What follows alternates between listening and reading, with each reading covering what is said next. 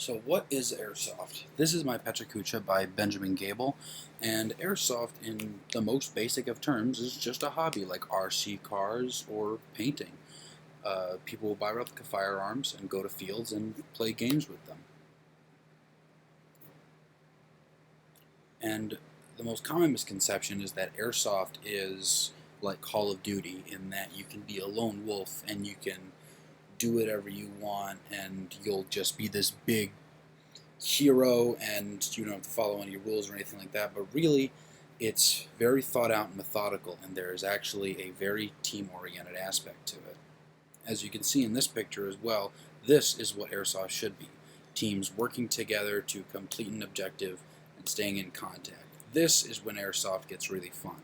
Instead of a bunch of little children running around and doing whatever they want, disobeying rules, Airsoft is fun when played with a team.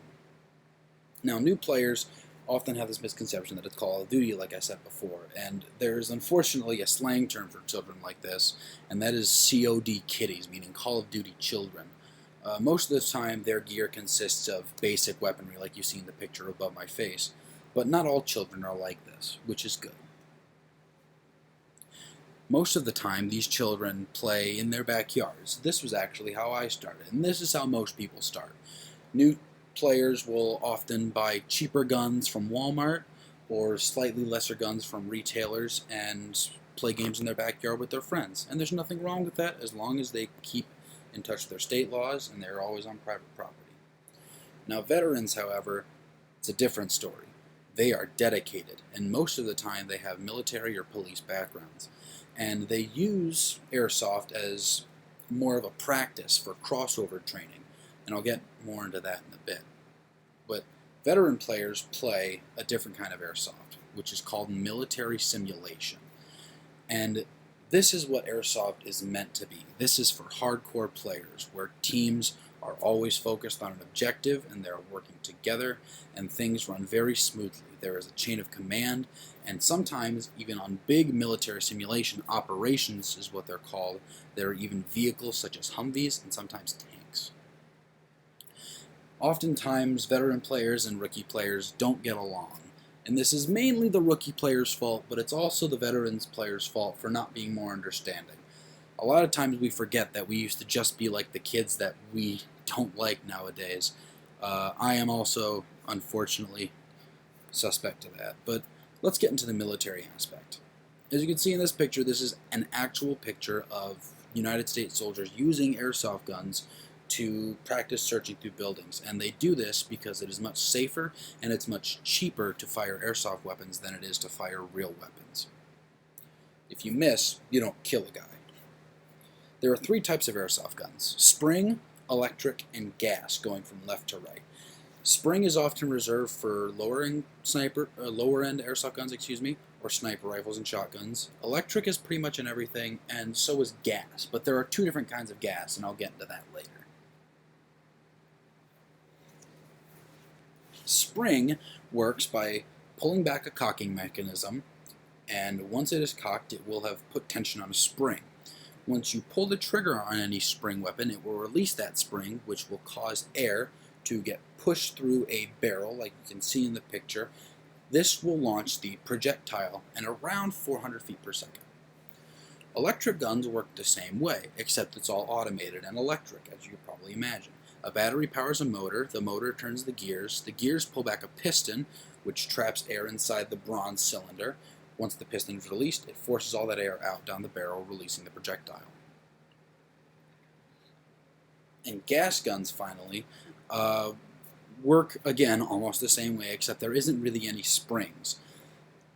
Gas is loaded into a magazine, and when that button on the back of the magazine is pushed by a trigger mechanism inside the weapon, it releases a burst of gas, which causes the action to slide back, loading the next round. Gas is often considered the most realistic. Now, there is another type of gas called HPA, and this stands for high pressure air. High pressure air is sort of a new trend, and one of the big names in it is Polar Star. So if you're ever interested to do research, check out Polar Star. But this gets closer to paintball, where people will often carry large tanks of this high pressure air and have it run into their gun. Now, I want to stress this again. Safety is always important. Always treat airsoft firearms like they are real firearms. You never want any accidents to happen because you can get kicked off of fields, and you can get arrested, or even worse, you can get fatally shot or injured.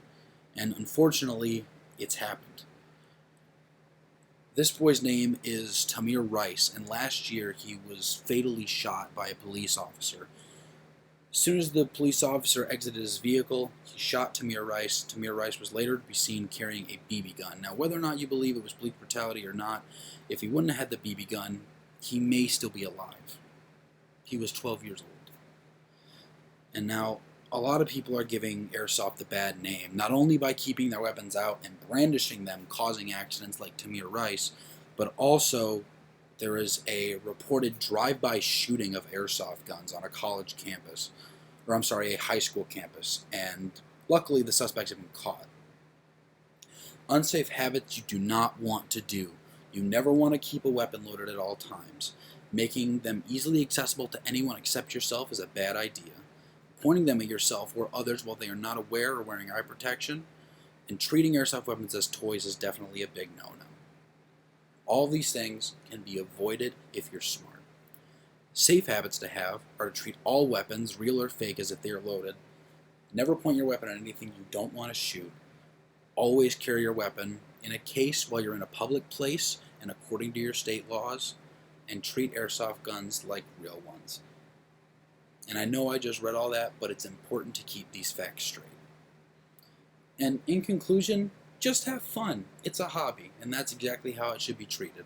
It's a great and enjoyable hobby. I love doing it. I've been doing it for probably close to 6 years, and it's fun. It's exercise. You get to meet cool people.